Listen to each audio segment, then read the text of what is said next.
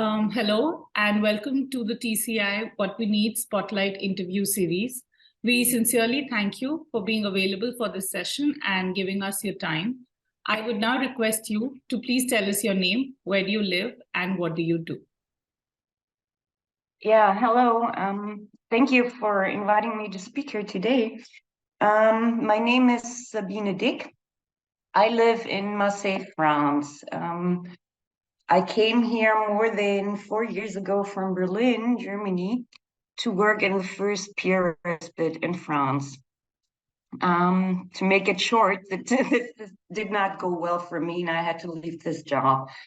I was aggressed at work, physically and verbally.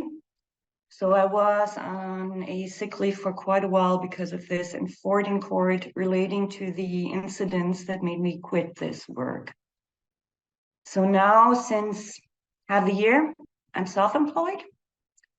I was part of the Reimagining Psychiatry project that finished a few months ago.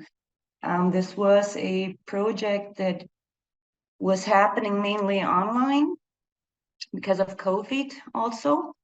And there I coordinated a small working group, the decentering medication group, where we recorded several personal dialogues between people with psychiatric histories, to say it in another way, and chosen psychiatrists. For INTAR, the International Network Towards Alternatives and Rights-Based Supports, I partnered with TCU, Dublin City University, and the PPI, Public Patient Involvement and Research project for a few years now. In this framework, we recorded 3 webinars on the contribution, challenges, and benefits of user-survivor research, an open dialogue to PPI in October and November, which you can find on the INTAR website. Then I'm also active in a small organization called Jacques Chaucant, which promotes sports, well-being, and inclusion, and more. We offer boxing, jiu-jitsu, and also accompany people in their daily life, meaning we're practically just there helping with all kinds of stuff.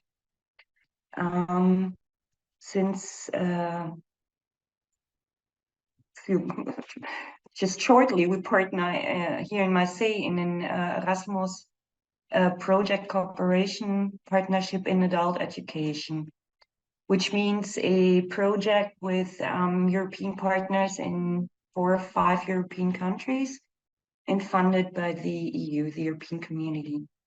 We're just getting started with this project. It's a project that aims to embed an emancipatory educational framework in communities for people marginalized and excluded because of mental health and substance misuse issues. The webpage is eefc.eu.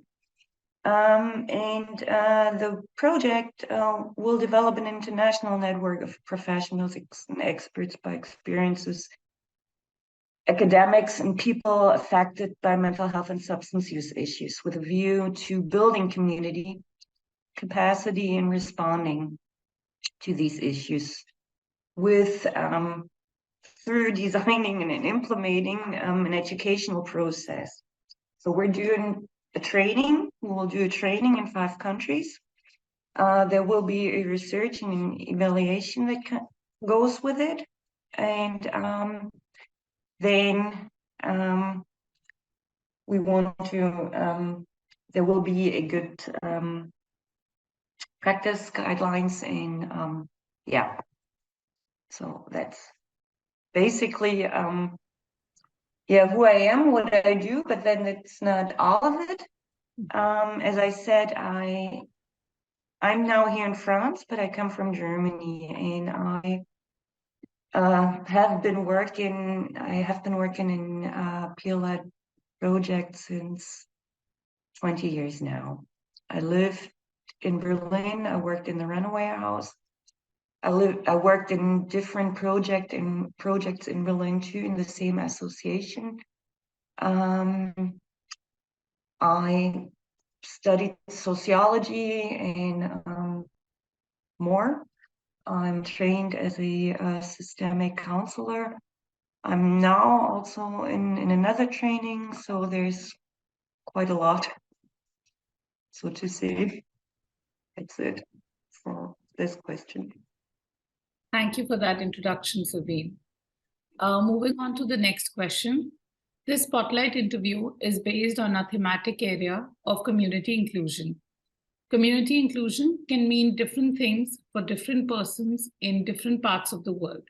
To start off, then we would like to ask you, what does community inclusion mean to you as persons with psychosocial disabilities? Yeah, I was thinking about that a bit, and even though I prepared myself just shortly before we met, now I was preparing this in my mind for quite a while.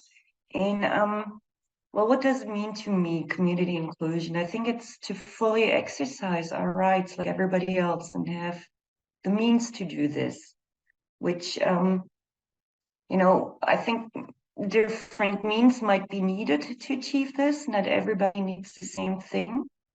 But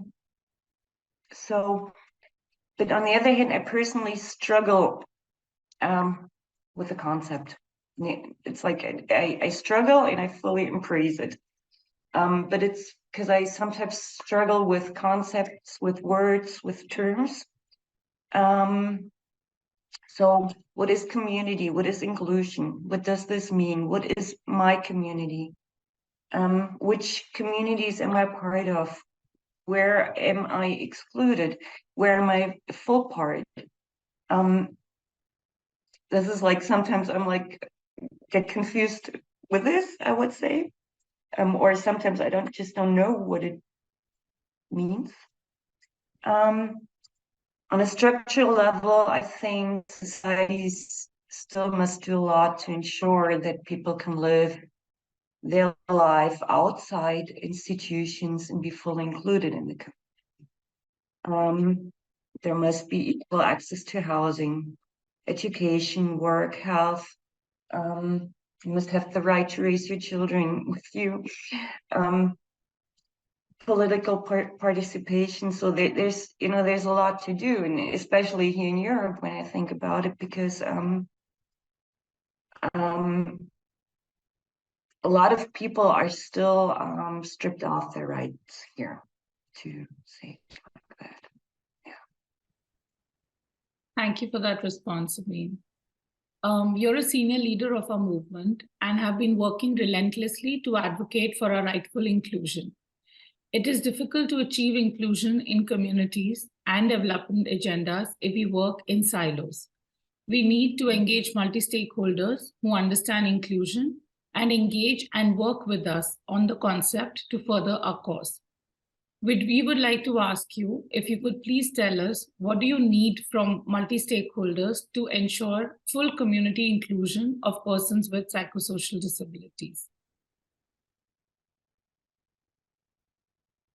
Well, I think there's, it's a lot about willingness, readiness, about accountability. I think multi-stakeholders must respect this and not try to patronize people with psychosocial disabilities. We must be taken seriously, or we shouldn't be doubted with our capacity to take decisions. They must invite us at the table and be open to listen. Listen also to unpleasant things and maybe even accusations. Maybe recompensation might be necessary for harm that was done. They must commit themselves to full inclusion and have people with psychosocial disabilities participate fully and provide what is needed for it. And what I think personally would makes full inclusion a lot easier is when you don't have to struggle too much economically and socially. Fortunately, many of us do. Many are poor, isolated, even locked up, stripped off their rights. So I don't know. I think if you have the financial means to afford what you need to recover, if you have people that if you're surrounded with people that you feel well with, if you are part of a group, if you feel part of a group, if you feel part of a wider community, if you have a house, if you have to eat, if you can heat your house, which is in Europe this year, an issue for many people, if you can afford to travel here and there, if you have access to education, if you can vote, if you can open up a bank account, take a lawyer when you need it, sign a contract, and so much more, just living like everybody else, basically. And multi-stakeholders, there shouldn't be obstacles put to this, there shouldn't be any obstacles, they should defend these rights with us. If it were, if we were in an ideal world, which we're not. Thank you. Thank you for that, Sabine. We would like to thank you for such clear responses. We thank you again for giving us the time to do this interview and telling us about your work. We wish you all the very best for all your tasks ahead. Thank you. Thank you for inviting me.